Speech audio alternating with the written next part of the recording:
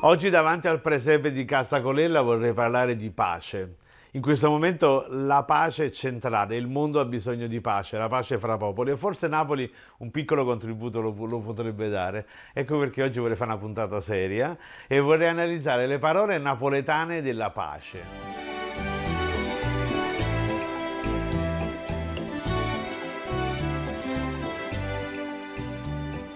Anzitutto per fare pace ci vuole un sacco di pazienza. I popoli devono avere pazienza. Anzi, in lingua napoletana la pazienza diventa la pazienza. Cioè c'è un po' di pace nella pazienza e c'è un po' di pazienza nella pace. Pace e pazienza sono in qualche modo la stessa cosa.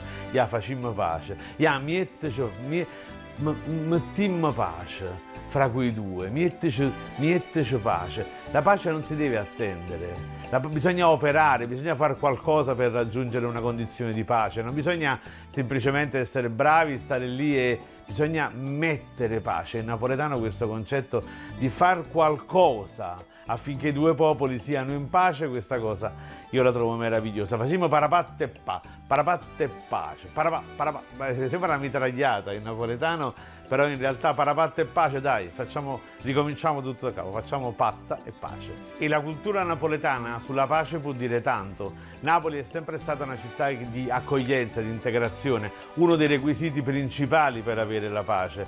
Senza accoglienza non saremmo ciò che siamo, non avremmo la cucina così ricca e variegata, una delle migliori al mondo, non avremmo questa lingua straordinaria. È stata da sempre una città di inclusione, di condivisione. Noi vogliamo condividere tutto. A Napoli diciamo chi mangia solo sa fuoco. Quando cominciamo a mangiare diciamo favorite, condividete con me, anche se poi è ipocrita, io dico favorite, però poi non voglio dire veramente condividete. Scherzo. Napoli è la città però del caffè sospeso, è la città del paniere sospeso, è la città di Giuseppe Moscati che teneva un paniere nell'ingresso, un cestino in cui era scritto chi può lasci, chi non può prenda. È la città di Ferdinando Parasciano che gettò le basi della Croce Rossa.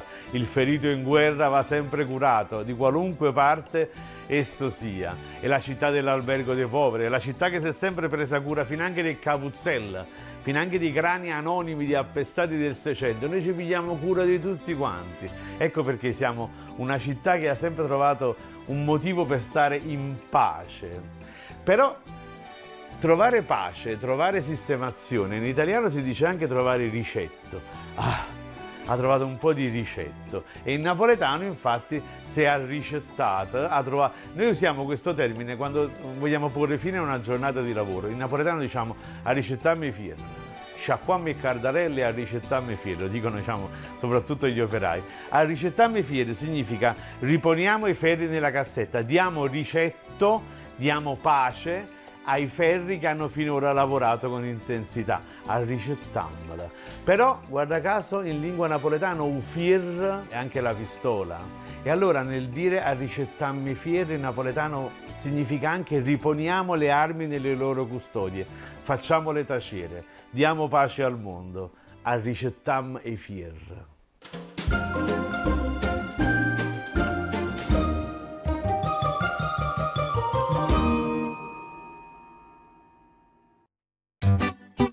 A Napoli ogni giorno c'è sta cosa fa e allora ho pensato di fare un libro, Napoli 365, che ogni mattina ti suggerisce dove andare, cosa celebrare e che cosa fare. Insomma, un libro da tenere in gabinetto e studiare, perché si sa, nessuno nasce imparato, a cantata villa.